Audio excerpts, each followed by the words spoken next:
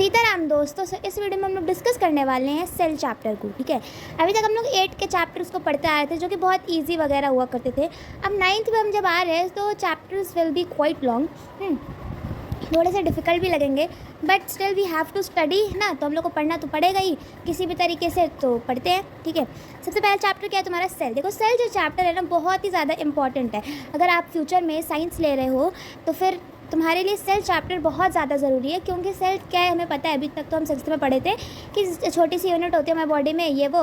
तो सेल जो है तुम्हें, जब तुम 10th 11th में जाओगे, अगर नीट की प्रिपरेशन कर रहे हो तो फिर वहाँ पे तुमको पहला चैप्टर सेल ही दिया जाएगा। ठीक है, तो अगर तुम अभी से ये चैप्टर पूरा क्लियर रखते हो तो आगे चल के तुमको इतना ज़्यादा डीपली इसको पढ़ना नहीं पड़ेगा, बस केवल एक रिविजन हो जाएगा, तो तुम बाकी चैप्टर्स पर फोकस कर पाओगे। ठीक है, तो अभी हम लोग स्टार्ट करते हैं सेल चैप्टर को।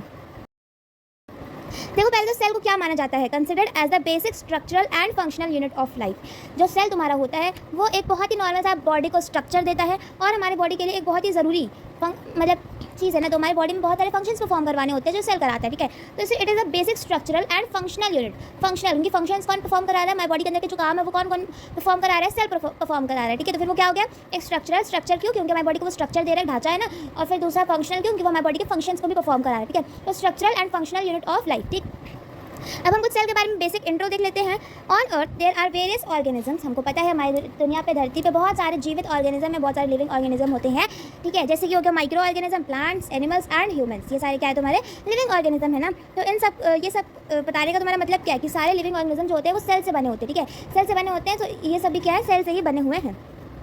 अब हम लोग देखते हैं कि ऑर्गेनिज्म कितने पार्ट में डिवाइड है। दो तरह के ऑर्गेनिज्म होते हैं, यूनिसेलुलर एंड मल्टी सेलुलर। कैसे?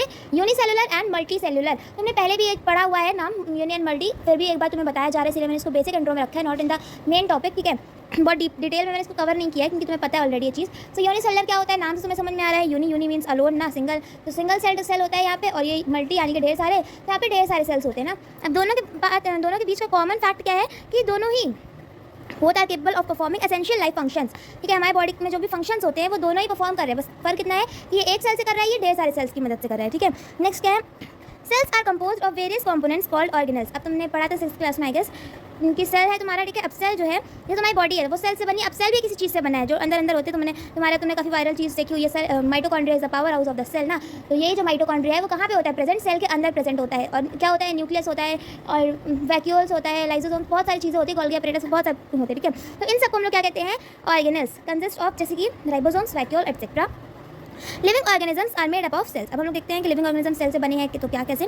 सबसे पहले क्या है? Group of cell. तुम्हारी बॉडी पहले एक सेल है, अब एक सेल क्या है? ग्रुप बना रहा है। ठीक है, तो ग्रुप ऑफ सेल्स क्या कहलाए? टिश्यूज। वो टिश्यूज हो गए। ठीक है, अब ढेर सारे टिश्यू मिलकर क्या बनते हैं? ऑर्गन बनता है। ढेर सारे ऑर्गन मिलकर क्या बनते हैं? ऑर्गन सिस्टम बनते हैं। और फिर उन्हीं ढेर सारे ऑर्गन से मिला के क्या बन जाता है तुम्हारा? ऑर्गेनिज्म, यानी कि एक इंसान। एक इंसान जरूरी नहीं है तुम्हारा, वो प्लांट भी हो सकता है, एनिमल भी हो सकता है, राइट। नेक्स्ट हम आते हैं डिस्कवरी ऑफ सेल, यानी कि सेल को डिस्कवर किसने किया? इसकी खोज किसने की? Was only possible because of invention of microscope. जब तुमको बताया जा रहा है कि सेल इतना छोटा है, ये है, वो है, ठीक है, तो फिर कॉमन सी बात है ना कि इसको देखने के लिए तुमको माइक्रोस्कोप का वो चाहिए होगा। अब सेल जो है वो बहुत पहले ही डिस्कवर हो चुका है, तो मतलब पहले के टाइम पे माइक्रोस्कोप नहीं होते थे, तो क्या हुआ? पहले माइक्रोस्कोप ढूंढना पड़ा, माइक्रोस्कोप का इन्वेंशन किया गया। तो पहले माइक्रोस्कोप का इन्वेंशन किया गया, उसके बाद क्या तुम्हारा सेल मतलब वो इंट्रोड्यूस हुआ, सेल डिस्कवर हुआ। ठीक है, तो एंटोनी वैन ल्यूवेनह्यूक, डच साइंटिस्ट, 1632 1723। देखो, अब तुम्हारे जो ये एंटोनी वैन साहब जो हैं, ये क्या थे? एक डच साइंटिस्ट थे। ठीक है, डच के साइंटिस्ट थे जो कि इनका इतना से इतना डेट था। तुम हिस्ट्री पढ़ नहीं रहो, डेट को भाड़ा मेरे को।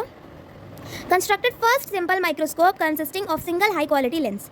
तुम्हारा जो ये है, इन्होंने माइक्रोस्कोप कैसे बनाया? पहला माइक्रोस्कोप बनाया था, पहला सिंपल माइक्रोस्कोप बनाया जिसमें कि एक बहुत ही हाई क्वालिटी का एक ही लेंस था केवल। ठीक है, एक ही लेंस था। अब तो काफ़ी लेंस आने लगे ताकि प्रोटेक्ट कर ले तुम्हारे उसको ना। नेक्स्ट क्या? फॉर द फर्स्ट टाइम ही observe protozoa and then after some years bacteria. तो सबसे पहली बार में उन्होंने क्या वो ऑब्जर्व किया? प्रोटोजोआ। सबसे पहले उन्होंने माइक्रोस्कोप के नीचे प्रोटोजोआ को रख के देखा, उसके बाद उन्होंने क्या रख के देखा? बैक्टीरिया वगैरह को ढूंढा, देखा। ठीक है, ही कॉल्ड माइक्रोस्कोपिक ऑर्गेनिज्म एनिमल्सुलस। ठीक है, इन्होंने क्या है? माइक्रोस्कोपिक ऑर्गेनिज्म, यानी कि वो ऑर्गेनिज्म जो माइक्रोस्कोप से देखना पड़ता है, उनको कहने लगे एनिमल्सुलस। ठीक है, जैसे कि ह्यूमन है तो ह्यूमन को तुम आंखों से देख पा रहे हो, उसको तो माइक्रोस्कोप को जरूरत नहीं है, एनिमल को नहीं है, तो ये सब नहीं है, माइक्रो ऑर्गेनिज्म जो होते हैं उनको जरूरत है, तो फिर वो क्या कहलाएंगे, एनिमल सेल्स। ठीक है, अब नेक्स्ट हम आते हैं रॉबर्ट हुक पे। ठीक है, रॉबर्ट हुक का डेट ये था। ठीक है, अब ये क्या है, इंग्लिश साइंटिस्ट है। कौन क्या है, ये इंग्लिश साइंटिस्ट है। इन्होंने क्या ऑब्जर्व किया, थिन स्लाइस ऑफ कॉर्क। देखो क्या है, अब इन्होंने एक अपना खुद का माइक्रोस्कोप डिस्कवर, अब देखो तुम्हारा एक माइक्रोस्कोप डिस्कवर हो गया, ठीक है, उनके द्वारा। तो फिर अब क्या है, अब इसी बेसिस पे इन्हीं की थ्योरी की कैसे डिस्कवर किया, किस तरीके से, ये वो तो इन्हीं के लाइक पढ़ाए हुए पार्ट पे सब लोग पढ़ते पढ़ते बना लिया अपना खुद का माइक्रोस्कोप। ठीक है, मगर और क्या है, उसको एनहांस करके बनाने लगे, यानी कि उसको डेवलप करके बनाने लगे। तो माइक्रोस्कोप इन्होंने रॉबर्ट हुक ने अपना खुद का बनाया, खुद से बनाया था, जो कि थोड़ा सा इससे हाई लेवल में था। ठीक है, तो इन्होंने क्या किया कि माइक्रोस्कोप के नीचे एक कॉर्क का स्लाइस रखा। कॉर्क क्या होता है, protective layer of old stem and root. जो पुरानी स्टेम और रूट होते हैं, पुरानी स्टेम और रूट होते हैं पेड़ के, उनका एक प्रोटेक्टिव लेयर होता है, उसको रख के नीचे, किसके लेंस के नीचे रखे, माइक्रोस्कोप के नीचे रख के ऑब्जर्व किया। जो कि कौन सा माइक्रोस्कोप था, उनका सेल्फ डेवलप्ड, यानी कि उन्होंने खुद से जो इंट्रोड्यूस मतलब बनाया था। ऑब्जर्वेशन यानी उनको क्या देखने के लिए मिला, tiny box like compartment and honeycomb. इन्होंने क्या देखा कि छोटे छोटे लाइक वो बॉक्स लाइक कंपार्टमेंट बने, जैसे कि हनीकॉम। हनीकॉम क्या होता है, मधुमक्खी का छत्ता, लाइक तुम लोग समझ पाओ, अगर फोटो लगा दूंगी, ठीक है, अगर समझना है तो देखो जो टाइनी बॉक्स लाइक स्ट्रक्चर था, टाइनी बॉक्स लाइक कंपार्टमेंट थे, इनको इन्होंने क्या नाम दिया, सेल नाम दिया। ठीक है, नेक्स्ट क्या है, because it was outer layer, जैसे क्योंकि ये आउटर लेयर था, कॉर्क यानी कि जो था, ये किसका लेयर था, आउटर स्टेम और रूट का था, इसीलिए क्या थे, डेड सेल्स थे। कैसे कैसे सेल्स थे, ये डेड सेल्स। अब सेल थ्योरी क्या निकली, अब देखो तुमसे क्वेश्चन आएगा कि सेल किसने डिस्कवर किया, तो ये मतलब क्या जाने वो एंटोनी वाले नहीं, रॉबर्ट हुक ने डिस्कवर किया है ना सेल, उन्होंने केवल माइक्रोस्कोप डिस्कवर किया था। ठीक है, तो सेल थ्योरी देखते हैं आप 1838 में मैथियस जैकब स्केलिडन नाम के एक साइंटिस्ट थे, नहीं जर्मन बायोलॉजिस्ट थे, जिन्होंने क्या बोला कि जो प्लांट्स हैं वो काफ़ी अलग, मतलब वो काफ़ी सेल से मिलकर बने हैं, सेल से मिलकर बने हैं। 1839 में इन्होंने ये बताया। ठीक है, उसके बाद थोड़ा स्टावन जर्मन जूलॉजिस्ट थे।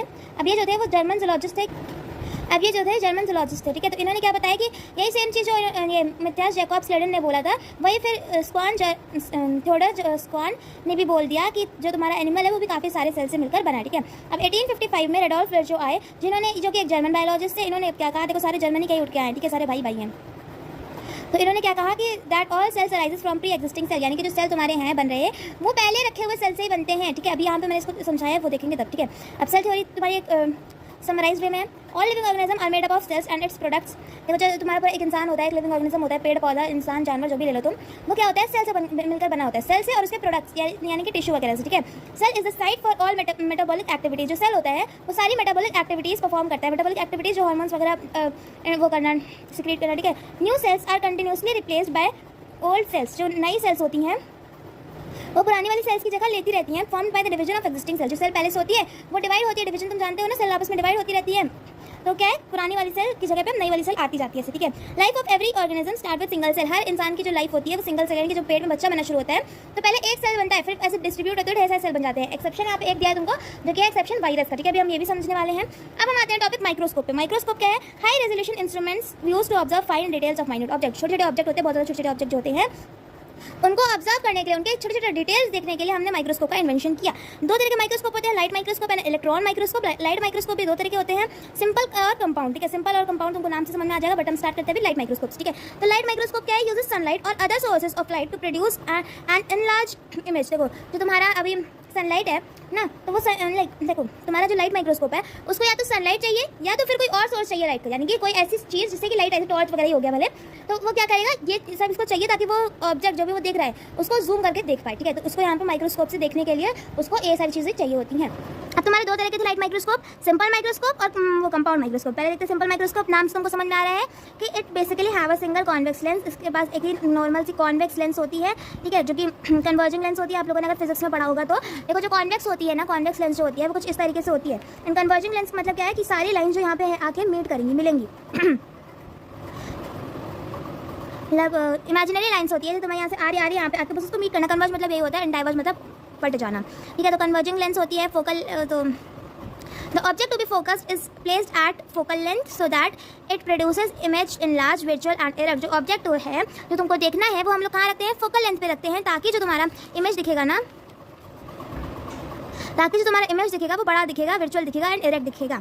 वर्चुअल कैसे, कौन सा वो इमेज होता है जो कि तुम्हारा मिरर के पीछे बनता है। ठीक है, मिरर पे बनने वाला रियल होता है। ठीक है, so it simply act as a magnifying glass, जिससे कि वो मैग्नीफाइंग ग्लास की तरह काम कर जाता है। ठीक है, अभी तुमको अगर नहीं समझ में आ रहा है तुम इसको पॉज करो, ये रीड करो, तो अपने आप खुद समझ में आ जाएगा, जो पेंसिल से लिखा है, डायग्राम बना है। ठीक है, अब नेक्स्ट पे हम आते हैं पॉइंट्स टू रिमेंबर पे।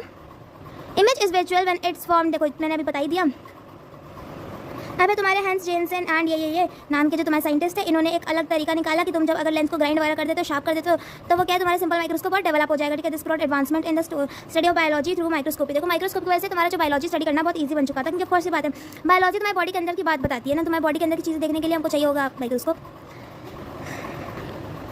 अब हम देखते हैं कंपाउंड माइक्रोस्कोप। कंपाउंड माइक्रोस्कोप में क्या है, and improve design of folks microscope, जो रॉबर्ट हुक ने डिस्कवर किया था, बस ये भी वही है। इसमें क्या है, बस ये थोड़ा सा इंप्रूव किया है, ठीक है।